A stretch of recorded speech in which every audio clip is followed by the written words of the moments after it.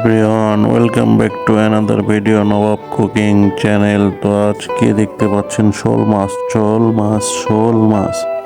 হ্যাঁ, শোল মাছ কিন্তু যারা ভালোবাসে তারা কিন্তু শোল মাছের কথা শুনলেই পাগল হয়ে যায়। তো এখন কিন্তু রমজানের সময় চলতেছে। তো রমজানের সময় হঠাৎই রান্নার স্মেল রান্নাঘর থেকে চলে আসে। তো আমি যেয়ে দেখি যে মা শোল মাছ রান্না করতেছে, বিশাল সাইজের একটা শোল মাছ। তো আজ তো মাছটা দেখাতে পারি নাই। তো যখন ঠিক রান্নাটা চড়িয়ে বসিয়ে দিয়েছে তখন আমি ভিডিও করতে পেরেছি। তো ভিডিও করার জন্য চলে যাই, গিয়ে দেখি এই অবস্থায়। তো সেই অবস্থায় থেকে ভিডিও করা শুরু করেছি। তো আজকে ভিডিওটা দেখবেন সবাই শুরু থেকে শেষ পর্যন্ত। তো রেসিপি ভিডিও তো থাকছে, সেই সাথে থাকছে সুন্দর গল্প আর টিপস। তো দেখতে হলে ভিডিওটি সম্পূর্ণ দেখুন। তো এখানে কিছু বড়ি বানিয়ে নেওয়া হয়েছে। এই বড়ির রেসিপিটাও আমি আলাদাভাবে দেখাবো আপনাদেরকে। তো এটাকে অনেকে অনেক ভাষায় বলে থাকে। তো যেটাই হোক, এটা ডাল দিয়ে তৈরি করে। তো শোল মাছের ভিতরে এগুলো কিছুটা দেওয়া হবে। তো আমি যে চ্যালেঞ্জের মধ্যে আছি যে প্রতিদিন একটা করে ভিডিও দেওয়া, সেটা আমি প্রায় করার চেষ্টা করতেছি। কারণ আমি যখনই সময় পাচ্ছি তখনই ভিডিও নিয়ে কাজ করার চেষ্টা করতেছি, এডিটিং করতেছি, ভিডিও করতেছি। তো এগুলো নিয়েই বর্তমানে আছি। তো এই পাশে শোল মাছ যে কষাটা হচ্ছে, এখানে শোল মাছটা দিয়ে এর ভেতরে বিভিন্ন ধরনের মশলা, তেল, লবণ, পেঁয়াজ, কাঁচামরিচ, শুকনো লঙ্কা, তারপর আরও বিভিন্ন ধরনের মশলা দিয়ে এটাকে ভালোভাবে কষানো হচ্ছে। তো কষানো দেখেই কিন্তু জিভে জল এসে যাচ্ছে। তো রমজান মাস, কিন্তু জল আসলেও খাওয়া যাচ্ছে না। যাই হোক, আমরা খাবো না। তো এর ভিতরে কিছু আলু কুচি দিয়ে দেওয়া হলো। আর মনে আছে কি না, বেশ কিছুদিন আগে আপনাদেরকে আমি সিমের বিচির উপকারিতা বলেছিলাম। তো সেই কিছু বিচি রয়েছে, সেগুলো এর মধ্যে দিয়ে দিচ্ছে মা। তো মায়ের হাতের রান্নার কিন্তু কোনো চুরি নেই। রমজান মাসে আমি বাইরে ছিলাম, বাসায় ঢুকতেই নাকে সুন্দর একটি স্মেল চলে আসে রান্নার। তো আমি সেই স্মেল ঘিরেই রান্নাঘরে চলে যাই। রান্নাঘরে চলে যাই। তো যাওয়ার পরে আমি ভিডিওটা তৈরি করা শুরু করে দিই। তো এখন এটার ভিতরে কিছু ঝোল রাখবো।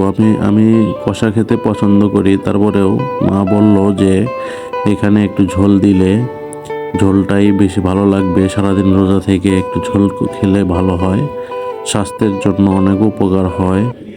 তো তারপর কিছুটুক সামান্য একটু গরম পানি দিয়ে বসিয়ে দিল। আর ওই পাশে বড়িগুলো ভেজে নিচ্ছে, একটু গরম করে নিচ্ছে। আর এক পাশেতে পেঁয়াজ কুচি আর কাঁচামরিচ কুচি রাখা আছে। তো গাইস, আপনারা যারা ভিডিও করেন তারা অবশ্যই কুকিং রিলেটেড চ্যানেলের সাথে যুক্ত থাকবেন এবং তাদের ভিডিওতে কমেন্টস করবেন। হ্যাঁ, কারণ প্রচারেই প্রসার। আপনি অপরের ভিডিওতে যত আপনার নিজেকে প্রচার করতে পারবেন, ততই কিন্তু আপনি চ্যানেলে আপনার মতো দর্শক পেয়ে যাবেন। তো আমি সেটাই বলতেছি যে ইউটিউবিং ছেড়ে দেওয়াটা বুদ্ধিমানের কাজ না। কারণ এই ভিডিও করা, ভিডিও এডিটিং করা, এগুলো কিন্তু অনেক কষ্টের। তো এগুলো কষ্ট করে করা হয়েছে শুধুমাত্র দেখার জন্য।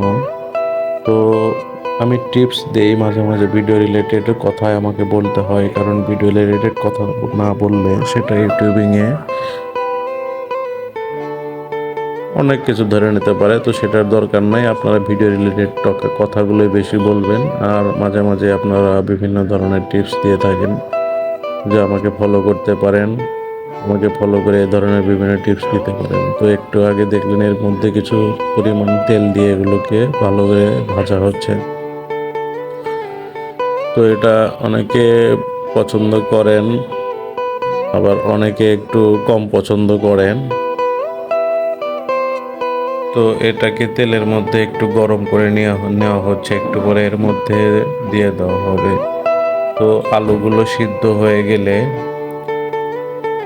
বারবার একটু দেখতে হবে, আর এটাকে সিদ্ধ করার জন্য ঢেকে রাখতে হবে কিছুক্ষণ, 5 মিনিট। এটাকে সিদ্ধ করার পরে আবার এটাকে ঢাকনা থেকে দেখে ভালো করে দেখে নিতে হবে সিদ্ধ হয়েছে কিনা। তারপর একে একে এই বড়িগুলো এর মধ্যে ডুবিয়ে দিতে হবে।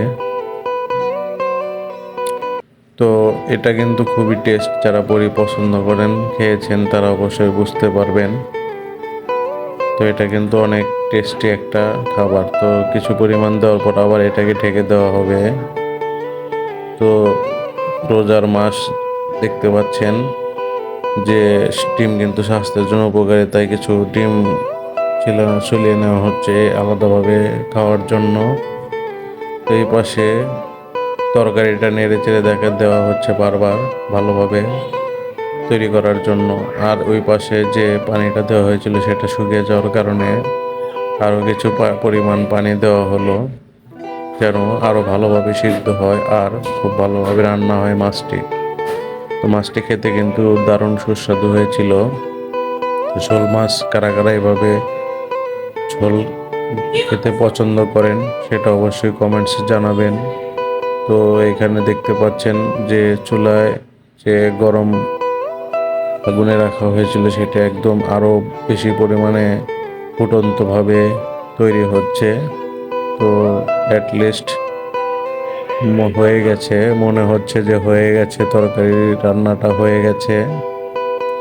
তো এইভাবে রান্না করে আপনারা বাসায় ট্রাই করে খেয়ে দেখবেন যে স্বাদের তুলনা হয় না। আর যারা যারা ইউটিউবিং করেন তারা অবশ্যই আমার ভিডিওতে লাইক দিয়ে কমেন্টস করে পাশে থাকার চেষ্টা করবেন। তো দেখা হবে আবার নতুন ভিডিওতে, সবাই ভালো থাকবেন।